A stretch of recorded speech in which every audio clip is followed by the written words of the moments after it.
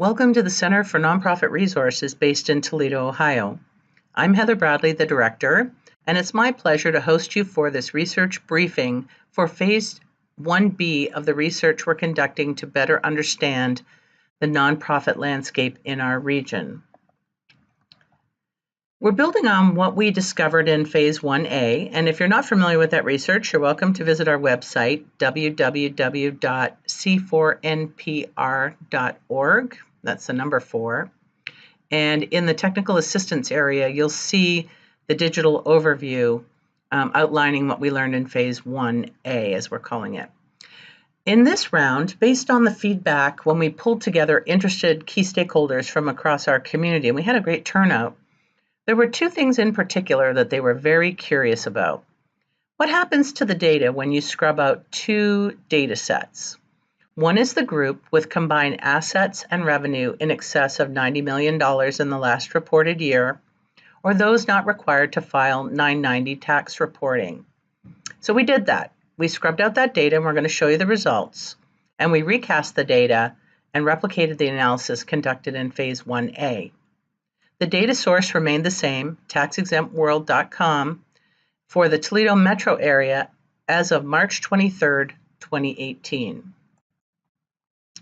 In the analysis, we did look at the number of organizations and the profiles for the tax-exempt organizations, and then we did a deeper dive into the 501c3 charitable organizations in our region. And in Phase 1B, we excluded, as we mentioned, these 2 different data sets and then recast the numbers for the data sets that we used in Phase 1A. As a refresher, there are 4,884 tax-exempt organizations in the Metro Toledo area. Their combined assets are $10.7 billion and combined liabilities of $8.1 billion. In the Metro Toledo area, of those 4,884 tax-exempt organizations, 68%, or 3,328, are 501c3 charitable organizations. This is a visual depiction breaking out all of the tax-exempt categories that were reported and showing that the 501c3s represent 68% of that group. We grabbed the Toledo Metro Statistical Area Map that is published locally by TMACOG, and we wanted to demonstrate that this data set, as defined by Tax Exempt World, includes Lucas County, Wood County, and Fulton County.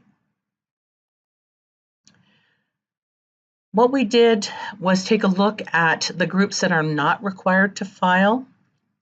So of the 3,328, a very large chunk, 72%, are not required to file. If you look at the breakout to the right, 47% are not required to file based on income and their level under $25,000, churches 15%, and other 10%. When we look at the group that has combined assets and revenue of more than 90 million, it's a relatively small number, representing 2% of the data set.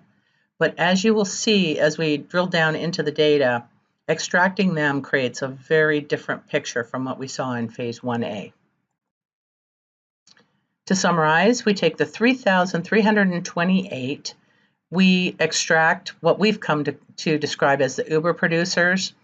These are very large organizations. They almost look more like corporations. They have reliable income streams, fee for services, and they have very sophisticated development departments and staff to do fundraising and bring in additional funds.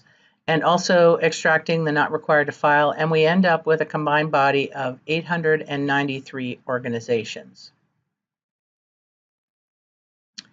So of the 893 501c3s in our area, a combined asset of $1.39 billion and combined liabilities of $529.5 million. A very different picture from the larger group.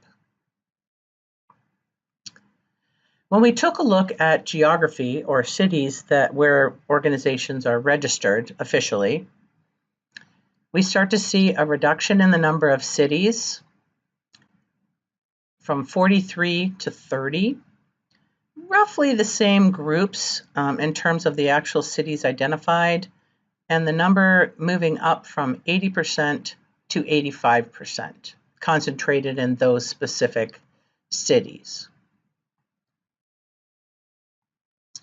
When we look at ruling date, and again, if you're not familiar, that's when you get your official designation from the IRS as a 501c3.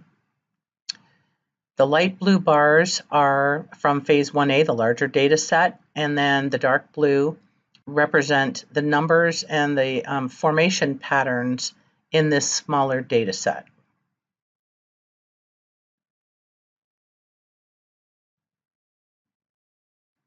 When we look at the trend lines for these two different data sets, we can see that they have very different trending on the rates in which these groups are coming on board by year.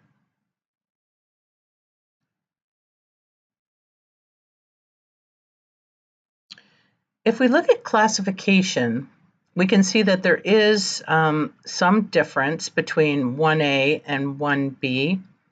Not a dramatic difference. Obviously, we've removed the religious, which in the former data set comprised 17%, but overall, there's the breakdown.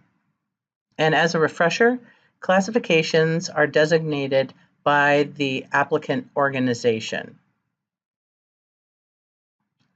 When we look at revenue, there's also big differences. So in this smaller data set, total revenue of $961.8 million.